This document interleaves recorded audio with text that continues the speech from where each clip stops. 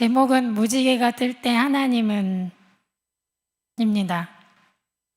오늘 본문은 노아의 방주 이야기의 결말 부분입니다. 오랜 홍수가 끝나고 노아의 방주에 들어갔던 사람들과 동물들이 모두 방주 바깥으로 나왔습니다. 노아는 살아남은 모든 생명체들을 대표하여 하나님께 번제를 드렸습니다.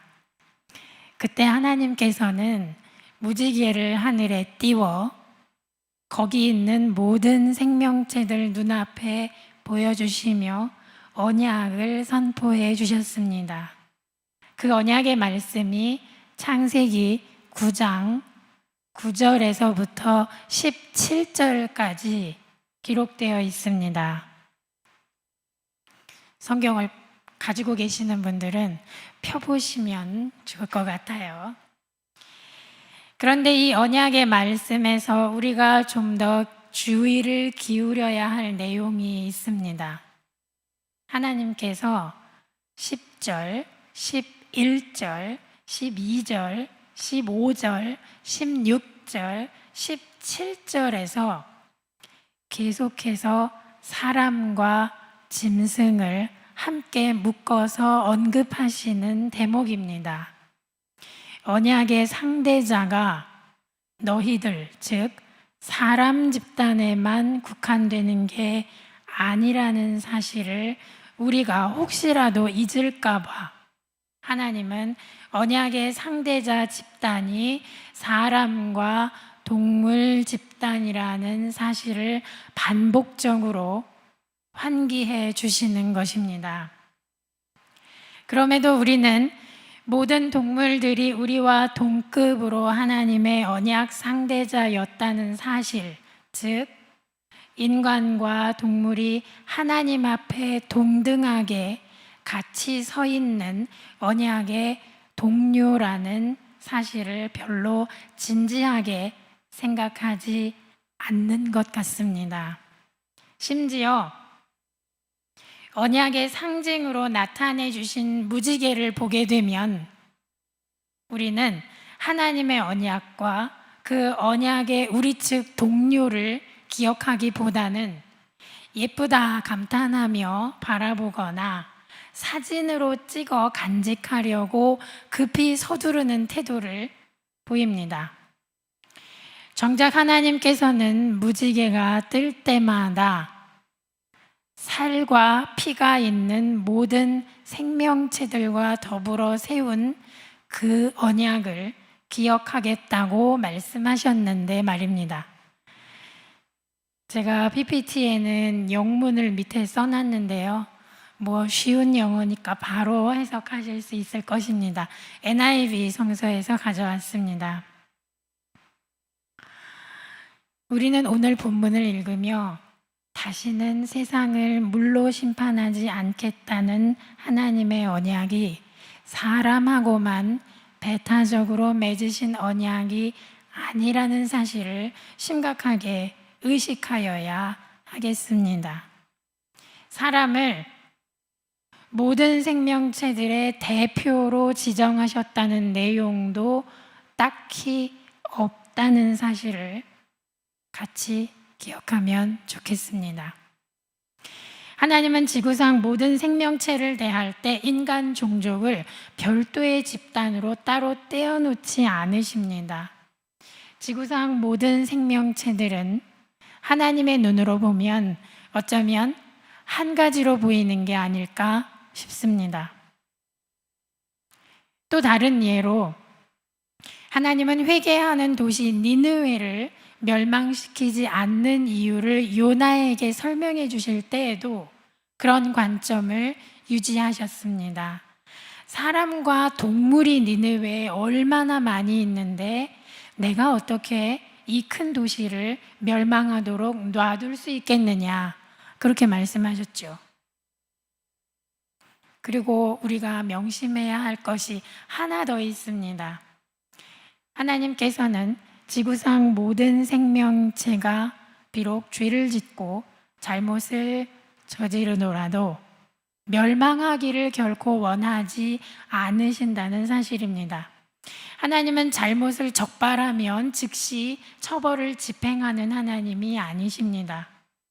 소돔과 고모라를 기억해 보면 대번에 알 수 있습니다. 50명에서부터 10명까지 숫자를 낮춰가며 의인을 찾아보겠다는 아브라함의 주장을 순차적으로 수용하시면서 결국 멸망의 시간을 늦추셨습니다. 그뿐 아닙니다. 구약의 많은 예언자들이 한 일은 다름이 아니라 끝없이 경고하고 또 경고하는 것이었습니다. 예수 그리스도께서도 심판이 아니라 구원을 목표로 이 세상에 성육하신 거라고 콕 집어서 요한복음에서 말씀하셨습니다.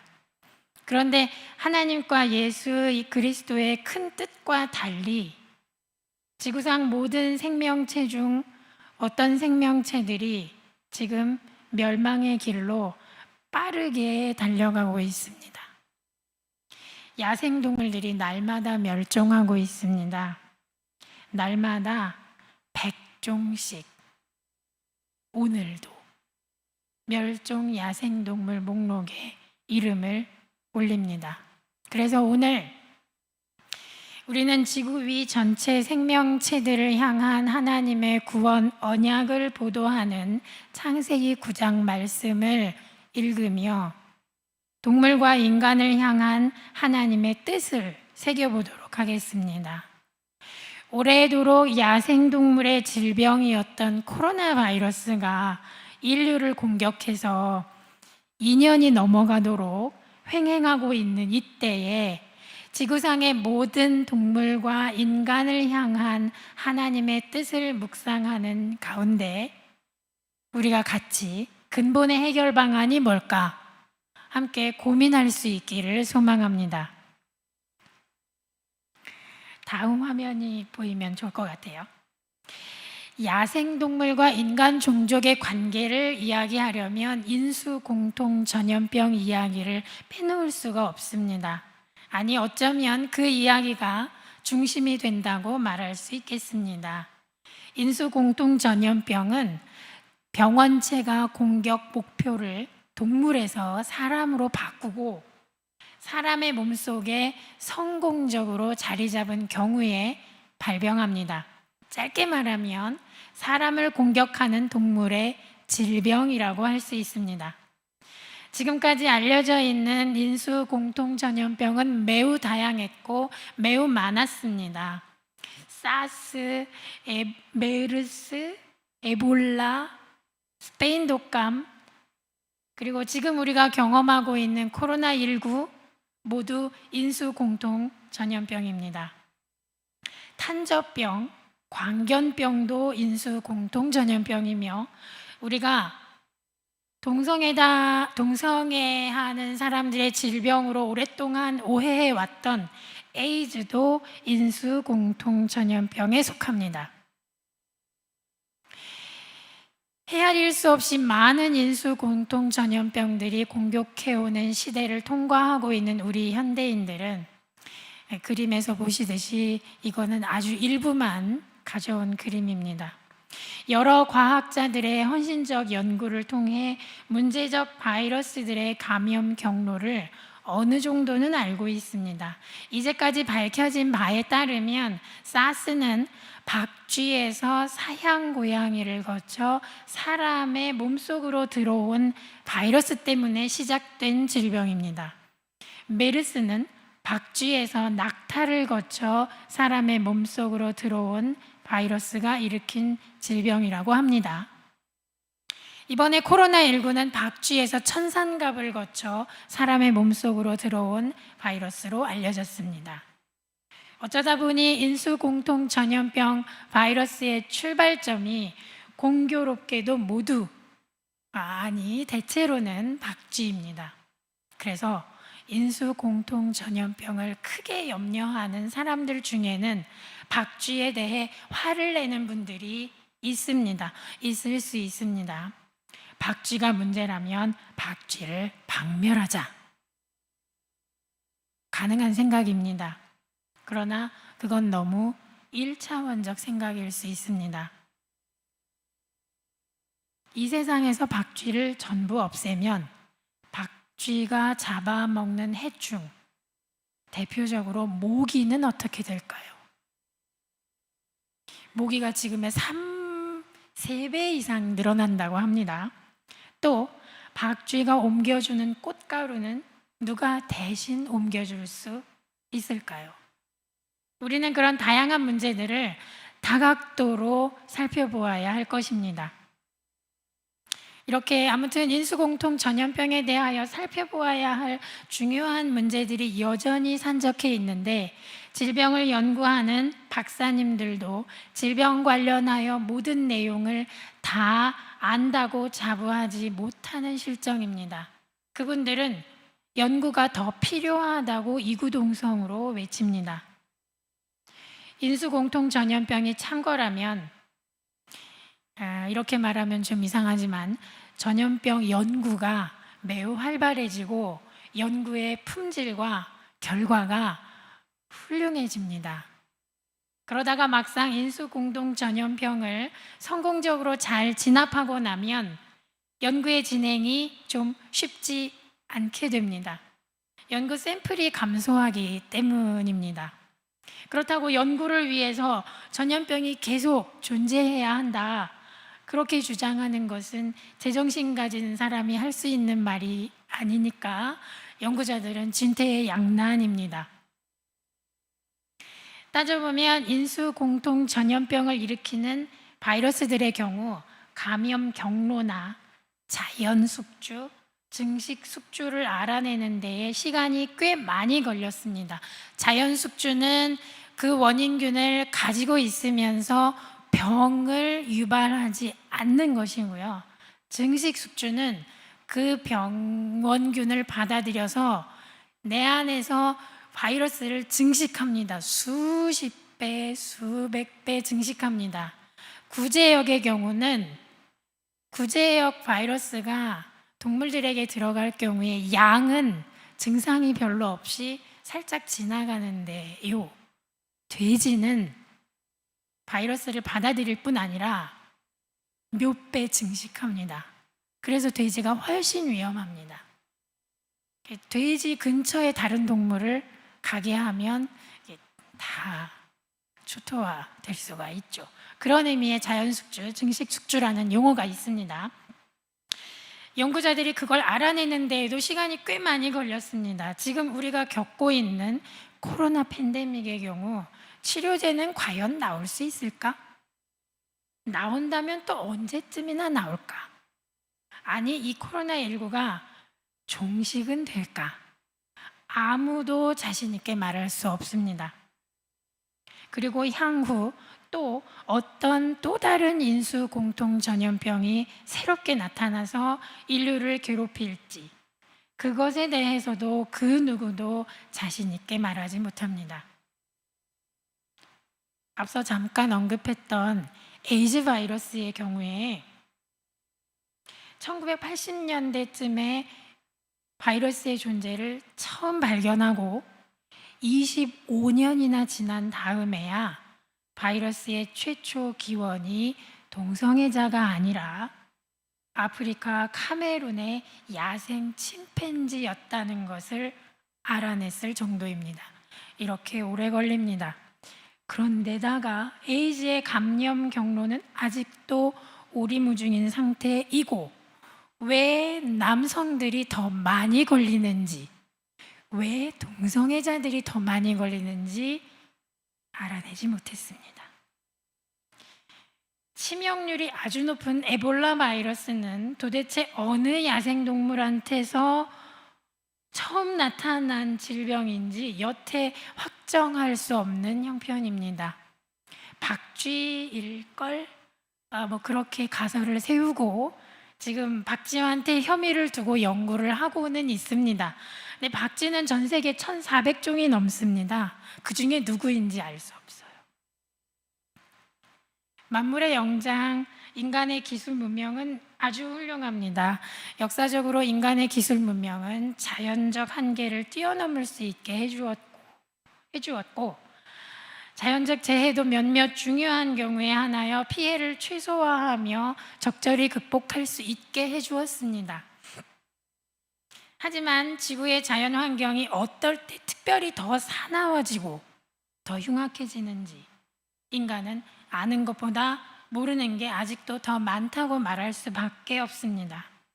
인간의 기술 문명이 얼마나 효과를 발휘할 수 있을지도 사실은 잘 모릅니다. 한 가지 예를 들어보면 온실가스가 지구의 기후 온도를 높이고 있죠. 그래서 지구를 하얀색의 다른 가스로 거울처럼 덮어서 태양열을 반사하면 지구의 온도가 좀 내려갈 수 있지 않을까? 그렇게 생각한 과학자들이 있었습니다. 지금도 있어요. 그 가스를 공기 중에 살포하려고 준비를 했어요. 기획도 다 했는데 문제는 배포한 가스를 어떻게 수거하느냐? 방법이 없습니다. 그래서 가스가 효과가 있긴 할 거예요. 근데 어떻게 해야 할지, 실천을 할지 말지 그것도 지금 고민하고 있습니다. 그러니까 인간의 기술 문명이 얼마나 효과를 발휘할지, 어떤 부작용을 낼지 정말 모릅니다. 심한 경우에는 인간의 기술 문명이 거의 개입을 하지 않는 편이 특정한 문제 해결에 더 유익한 때도 있습니다. 그중 한 가지만 그림과 함께 소개를 해드리려고 합니다. 2016년에 있었던 일입니다. 노르웨이 하르당 에르비다, 발음이 어려운데요. 이 국립공원에서 있었던 323마리 술록이 번개를 맞아 떼죽음을 당한 사건입니다. 이 국립공원은 야생 술록의 서식지로 유명한 곳입니다. 이 사건을 다룬 신문기사나 동영상이 제법 많아요. 그 중에서 저는 은근 잡다한 지식이라는 유튜브 채널이 올린 자료를 좀 사진을 가져왔습니다. 술록 323마리가 어느 날 번개를 맞아서 떼죽음을 당했습니다. 술록은 이렇게 춥거나 공포심이 올라오면 더 모이는 경향이 있다고 해요.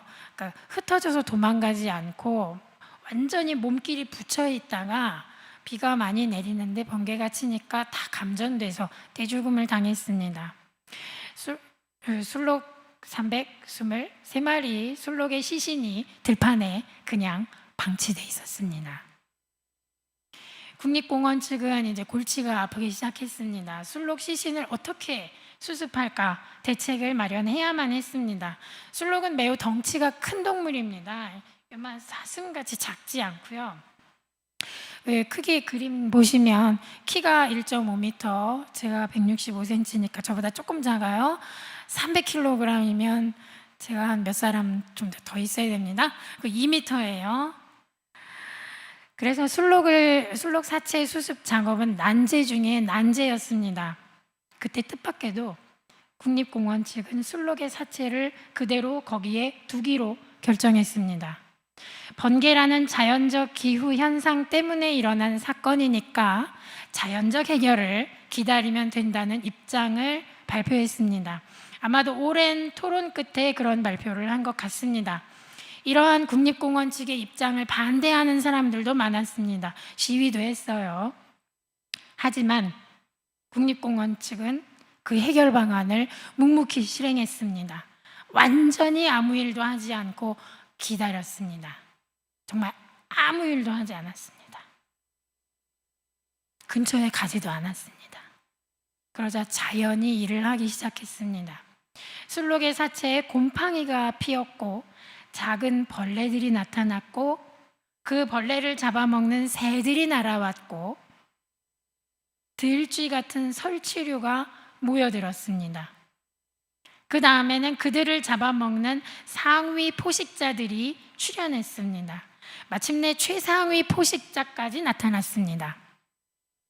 국립공원의 생태계가 스스로 완전체로 복원된 것입니다. 연구자들에 따르면 완전 복원까지 걸린 시간은 4년 정도였다고 합니다. 4년만 참으면 되는 거였던 거죠. 여기서 어떤 이는 자연계에 어떤 문제가 생긴다면 인간이 공연히 나서서 망치지 말고 아무 일도 하지 않으면 된다. 그러면 인간보다 더 큰 힘을 지닌 자연이 어련히 알아서 해결해 줄 것이다. 그런 결론을 내릴지도 모릅니다. 그러나 과연 그게 최선일까? 그게 정답일까? 정답을 말할 수 있는 사람은 아무도 없을 것입니다. 저는 오늘 강의 겸 설교를 이 앞에 나와서 초대받아 하고 있지만 답을 알고 있지 못합니다. 정답은커녕이죠. 어쩌면 국립공원 관계자들도 그런 결과가 올지, 4년 만에 그런 일이 달성될지 명확하게 예상했던 게 아니었을 수 있습니다. 하나님께서는 물론 하나님이니까 다 알고 계셨겠지요. 그러니까 우리는 이 지구에 살고 있지만 이 지구 환경에 대하여 섣불리 아는 체 하지 말고 모르는 건 모른다고 인정해야 합니다. 이것이 솔직한 자세입니다. 그리고 겸허한 행동입니다. 그러면 모르니까 그냥 무식하게 지내다가 가자. 이게 그럼 또 답이냐? 그것도 아니죠. 오늘 짤막한 강의를 곁들인 설교를 마무리하면서 모르는 걸 모른다고 인정하고 모르는 것에 대해 다 같이 대화하며 알아가자고 제안하는 책을 한 권 소개해 드릴까 합니다. 제 책을 홍보하는 것 같긴 하지만 어쨌든 말씀을 드려보도록 하겠습니다. 기독교 환경교육센터 살림이 기획하고 센터장으로 일하시는 유미호 선생님과 제가 같이 쓴 책입니다. 지식을 자랑하는 책이 결코 아닙니다. 더 알지 못합니다. 환경살림 80가지는 총 80가지 환경 관련 주제를 다양하게 다루되 각 주제마다 정답을 주려고 하기보다는 관련 정보와 고민거리를 제시하면서 허심탄회한 대화를 권합니다. 책을 읽다 보면 머릿속에 질문이 샘솟는 것을 느낄 수 있을 것입니다. 그러면 질문만 계속 하시면 됩니다. 그리고 친구와 함께 그 질문을 나누시면 됩니다. 정답을 알지 못한 채, 정답을 말하지 못한 채 그냥 질문들만 던져도 그 경험만으로 충분합니다. 인간은 생각하는 동물이라 생각을 안 하는 것보다 생각을 하면 그 다음에는 방법을 찾게 되거든요. 그러니까 이 책 독서에 한번 도전해 보시는 걸 권해드립니다. 그리고 추가로 역시 정답은 없지만 현재 시점에서 잠정적 답은 모색할 수 있고 추구할 수 있다는 점을 말씀드리고 싶습니다. 그러니까 나는 몰라 하고 손을 놓거나 인간은 할 수 없어 하고 속수무책으로 있자라는 것이 결론이 돼서는 안 되는 것이죠. 그런 의미에서 여러분들께 활용 가능한 정보를 좀 드리려고 합니다. 훼손되어가는 지구 환경에 대하여 인간이 어떻게 행동하면 좋을지 궁리하는 가운데 최근 부상한 여러 가지 교육 프로그램이 여러 가지 해결 방안 중에 하나가 여러분들도 들어보셨을 텐데 제로 웨이스트입니다. 올 하반기에 이제 곧 돌아오는 9월부터 제로 웨이스트 관련해서 몇 가지 교육 프로그램이 세트로 기획되어 있습니다. 주로 기독교인들이 참여하게 되겠고요.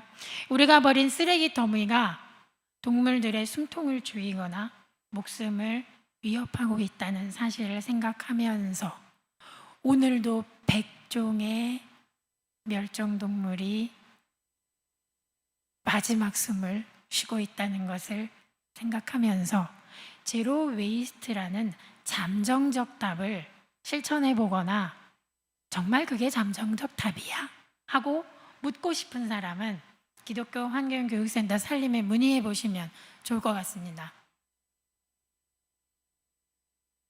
다시 한번 말씀드리지만 기독교 환경교육센터 살림에 내놓은 이 같은 교육 프로그램 5가지가 있는데요. 최종적 답이라고 단언할 수는 없습니다. 다만 기도하는 마음으로, 겸손한 마음으로 준비할 따름입니다. 첫 번째는 걷기와 줍기 챌린지라고 되어 있는데요. 쓰레기 주우러 길거리로 나가는 겁니다. 그리고 해변가에 쓰레기를 해변가로 나아가기도 하는데요. 해변가 쓰레기는 쓰레기 봉지를 엄청 많이 가져가야 한다고 합니다. 정말 많아요. 그리고 두 번째는 산림극장 온라인 토크가 되어 있는데 영화를 보고 대화를 나누는 프로그램이고요. 세 번째는 제가 진행하는 것이긴 한데 여러 장르의 글쓰기를 통해서 내 생각을 정리해보는 프로그램입니다. 질문만 쓰는 시간도 있습니다. 그리고 네 번째는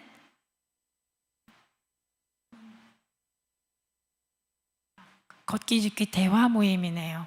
역시 우리는 계속해서 대화해야 합니다. 대화하면서 질문을 서로 끝없이 공유하는 것, 그 가운데서 잠정적 답을 찾는 것, 그것뿐이죠.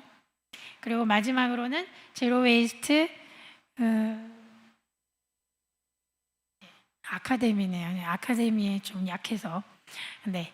자, 이렇게 5가지가 있는데 살림 말고도 찾아보시면 프로그램들은 굉장히 많이 있습니다. 오늘 한 번으로 정말 짧은 설교 한마디로 그냥 환경에 대한 이야기, 올해 분량은 끝! 이렇게 생각하지 마시고 좀 알아보시기를 바라고 문의하시면 언제든지 알려드리도록 하겠습니다. 지구 환경이 몹시 위태위태한 이 시대입니다.